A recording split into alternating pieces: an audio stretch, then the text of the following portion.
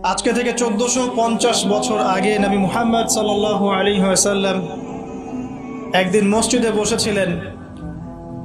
এমত অবস্থায় একজন আগন্তুক মসজিদে প্রবেশ করলেন, যার শরীরে ধবধবে সাদা পোশাক ছিল এবং যার চুলগুলো প্রচণ্ড রকম কালো ছিল। তিনি এসে নবী সাল্লাল্লাহু আলাইহি ওয়াসাল্লামের হাঁটুর সাথে হাঁটু লাগিয়ে দিয়ে বসলেন, যাকে মদিনার কোনো মানুষ চিনতে পারছে না। তার দুহাত নবী সাল্লাল্লাহু আলাইহি ওয়াসাল্লামের উরু এর উপরে রাখলেন, রেখে তাকে 4টা প্রশ্ন করলেন। প্রথম প্রশ্ন হচ্ছে, ইয়া মুহাম্মদ সাল্লাল্লাহু আলাইহি ওয়াসাল্লাম, হে মুহাম্মদ সাল্লাল্লাহু আলাইহি ওয়াসাল্লাম, আখবিরনি আনিল ইসলাম, আমাকে ইসলাম সম্পর্কে বলুন।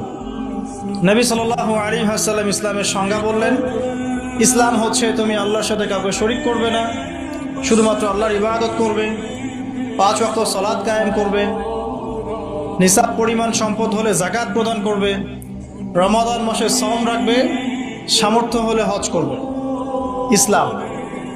তিনি বললেন, সাদাকতা, আপনি সত্য বলেছেন।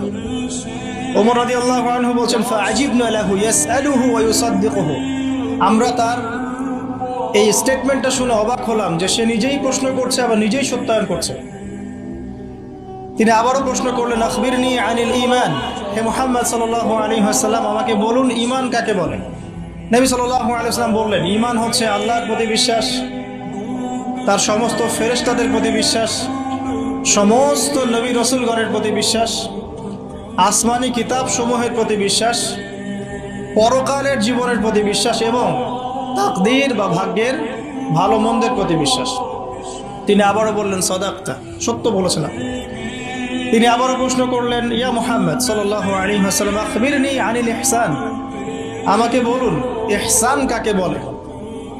নবী সাল্লাল্লাহু আলাইহি ওয়াসাল্লাম বলছেন, আল ইহসান, ইহসান হচ্ছে আন তা'বুদাল্লাহা কাআন্নাকা তারা, ইহসান হচ্ছে তুমি এমন ভাবে আল্লাহর ইবাদত করবে যেন তুমি আল্লাহকে দেখতে পাচ্ছো। ওয়া ইল্লাম তাকুন তারাহু ফাইন্নাহু ইয়ারাক, যদি তুমি তাকে দেখতে না পারো জেনে রাখবে আল্লাহ তোমাকে দেখছেন। ইহসান মানে একনিষ্ঠতা, আল্লাহ কনসিয়াসনেস, যেটার সাথে তাকওয়া জড়িত আছে। আর তাকওয়াই হচ্ছে আল্লাহর কাছে সম্মানের একমাত্র মানদণ্ড। ইন্না আকরামাকুম ইনদাল্লাহি আতকাকুম। চতুর্থবার সেই ব্যক্তি আগন্তুক, উজ্জ্বল সাদা জামা, কোকড়ানো না, কালো চুল, কুচকুচে কালো চুল। তিনি আবারও জিজ্ঞাসা করছেন, ইয়া মুহাম্মদ আখবিরনি আনিস সাআহ, আমাকে কিয়ামত সম্পর্কে বলুন, কিয়ামত কবে হবে। কি বললেন? কিয়ামত কবে হবে। তাহলে কিয়ামত সম্পর্কে সচেতনতা এটা দ্বীনের একটা অংশ, যেহেতু এখানে দ্বীনের বেসিক প্রশ্নগুলো করা হচ্ছে। এখানে নবী সাল্লাল্লাহু আলাইহি ওয়াসাল্লাম বলছেন, মাল মাসউলু আনহা বিআ'লামা মিনাস সাইল, এই বিষয়ে প্রশ্নকারী এবং উত্তরদাতা উভয়ের জ্ঞানী সমান। প্রশ্নকারীর চেয়ে উত্তরদাতা বেশি জানে না, মানে এক্স্যাক্টলি কোন ডেটে, কোন সালে, কখন কিয়ামত হবে কেউ বলতে পারে না। কেউ পারবে? এবারে প্রশ্নকারী থেমে যাচ্ছেন না, তিনি আবারও প্রশ্ন করছেন, ফাখবিরনি আন আমারাতিহা, তাহলে আমাকে কিয়ামতের কিছু সাইন্স এবং নিদর্শন বলুন। কিয়ামত কবে হবে এক্স্যাক্টলি আমরা বলতে পারছি না, কিন্তু আমাকে কিছু নিদর্শন বলে দিন। নবী মুহাম্মদ সাল্লাল্লাহু আলাইহি ওয়াসাল্লাম এবার 2টো নিদর্শন বলছেন, মাত্র 2টো। লক্ষণীয় বিষয় হচ্ছে যে নবী সাল্লাল্লাহু আলাইহি ওয়াসাল্লাম সারা জীবনে কিয়ামতের শত শত নিদর্শন বলেছেন, তিনি এই হাদিসে মাত্র 2টো বলেই শেষ করে দিলেন। 2টোর মধ্যে একটা হচ্ছে, ওয়ান তারাল উফাতাল উরাতাল আলাতা রিয়াশাই ইয়াতাতাওয়ালুনা ফিল বুনিয়ান ওয়ান তালিদাল আমাতু রাব্বাতুহা। এই 2টা। এক, যখন তুমি দেখবে দাসী তার মনিবকে প্রসব করছে, দাসী তার মনিবকে জন্ম দিচ্ছে, কিয়ামতের জন্য অপেক্ষা করতে থাকো। এবং 2, যখন দেখবে রাখাল শ্রেণীর নগ্ন পায়ের, নগ্ন দেহের মানুষেরা উঁচু উঁচু অট্টালিকা নির্মাণের প্রতিযোগিতা করছে, ফান্তাজিরিস সাআহ, তখন কিয়ামতের অপেক্ষা করতে থাকো। লক্ষণীয় বিষয়, নবী সাল্লাল্লাহু আলাইহি ওয়াসাল্লাম সারা জীবন শত শত আলামত বলেছেন কিয়ামতের, কিন্তু এখানে মাত্র 2টো। এরপরে এই ব্যক্তি চলে গেলেন। ওমর রাদিয়াল্লাহু আনহু বলেন, ফালাবিসনা মালিয়ান, আমরা খুব নিশ্চুপ হয়ে বসে থাকলাম। এরপরে রাসূল সাল্লাল্লাহু আলাইহি ওয়াসাল্লাম বলছেন, ইয়া ওমর, হে ওমর, আতাদরি মানিস সাইল, তুমি কি জানো এই ব্যক্তি কে ছিল প্রশ্নকারী? ওমর ইবনে খাত্তাব তিনি বলছেন, আল্লাহু ওয়া রাসূলুহু আ'লাম, আল্লাহ এবং তার রাসূল ভালো জানেন, আমরা জানি না। এবারে নবী সাল্লাল্লাহু আলাইহি ওয়াসাল্লাম অ্যানসার করছেন, ইন্নাহু জিবরিল, এই ব্যক্তি ছিল জিবরাইল আলাইহিস সালাম। আতাকুম ইউআল্লিমুকুম দীনাকুম, তিনি এসেছিলেন তোমাদেরকে তোমাদের দিন শেখাতে। আতাকুম ইউআল্লিমুকুম দীনাকুম, তিনি এসেছিলেন তোমাদেরকে তোমাদের দিন শেখাতে, তিনি নিজে শিখতে আসেন নাই, তোমাদেরকে তোমাদের দিন শেখাতে তিনি এসেছেন। তাহলে দিনের বেসিক 4টা প্রশ্ন আমরা পেলাম। আর বলে রাখি, এই হাদিসটা সহিহ মুসলিমে আছে, মিশকাতে আছে, এবং এই হাদিসটা নবী সাল্লাল্লাহু আলাইহি ওয়াসাল্লামের জীবনের শেষের দিকে হাদিস, প্রথম দিকের নয়, জীবনের শেষের দিকে নবী সাল্লাল্লাহু আলাইহি ওয়াসাল্লাম এখানে দিনের বেসিক 4টা প্রশ্নের উত্তর দিয়েছেন। ইসলাম কাকে বলে আমরা জানলাম, ইসলামের 5 পিলার, কালিমা, সালাত, সাওম, যাকাত, হজ।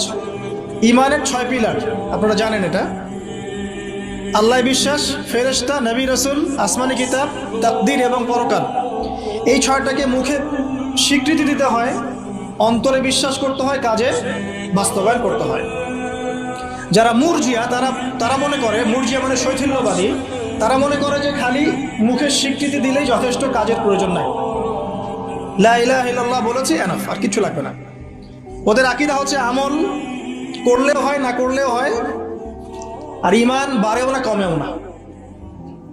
তাদের মতে একজন সাধারণ ব্যক্তির ঈমান আবু বকর সিদ্দিক রাদিয়াল্লাহু আনহুর ঈমান সেম, নাউযুবিল্লাহ।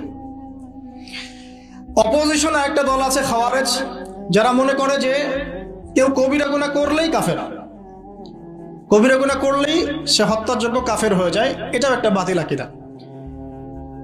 মূল বিষয়টা হচ্ছে যে ঈমানের জন্যে স্বীকৃতি এবং এই যে মনের বিশ্বাস, এটা হচ্ছে মূল শেকড়, আর আমল হচ্ছে ফুরু, মানে শাখা প্রশাখা। আমল ভালো হলে আপনার ঈমান বাড়তে থাকবে, পাপের কাজ করতে থাকলে ঈমান কমে যাবে। তারপরে বেসিক একটা প্রশ্ন, ইহসান কাকে বলে? নবীজি উত্তর দিলেন, এমন ভাবে আল্লাহর ইবাদত করবে যেন আল্লাহকে তুমি দেখছো। এই চেতনা নিয়ে যারা ইবাদত করতে পারে তারা ইহসানের মধ্যে আছে। এর সাথে কিন্তু তাসাউফ শব্দটা জড়িত আছে, আল্লাহকে, আল্লাহর মারিফতকে বুঝতে পারা। আর এখন কিন্তু তাসাউফ একটা ফরগটেন প্যাথ, এই রাস্তায় কেউ চলতে চায় না এখন, বরং তাসাউফের নামে অনেক কিছু বিকৃতি হয়েছে দিনের মধ্যে, এদিকে অনেকে নিজেদের দর্শন হারিয়ে ফেলেছে। কিন্তু তাসাউফের একটা পরিশুদ্ধ রূপ কিন্তু আছে, এমন ভাবে আল্লাহর ইবাদত করো যেন তুমি আল্লাহকে দেখছো, আল্লাহকে ফিল করা, মারিফত অর্জন করা। আর চতুর্থ প্রশ্ন করেছেন, কিয়ামত কবে হবে? জীবনের শেষের দিকে নবী সাল্লাল্লাহু আলাইহি ওয়াসাল্লাম ইসলাম শেখাচ্ছেন, তার মধ্যে কিয়ামত কবে হবে প্রশ্নটাকে তিনি রেখেছেন অত্যন্ত গুরুত্বের সাথে। কারণ তিনি বলছেন, আমি জানি না কবে কিয়ামত হবে। প্রশ্নকারী উত্তরদাতার জ্ঞান সমান। আবার প্রশ্ন করা হচ্ছে, তাহলে আমাকে জানাই দেন আলামত কি কি। তার মানে বুঝতে পারলাম যে আমরা যারা 1450 বছর পর হাদিসটা শুনছি, তাদের কিয়ামত সম্পর্কে সচেতন থাকা উচিত কিছুটা।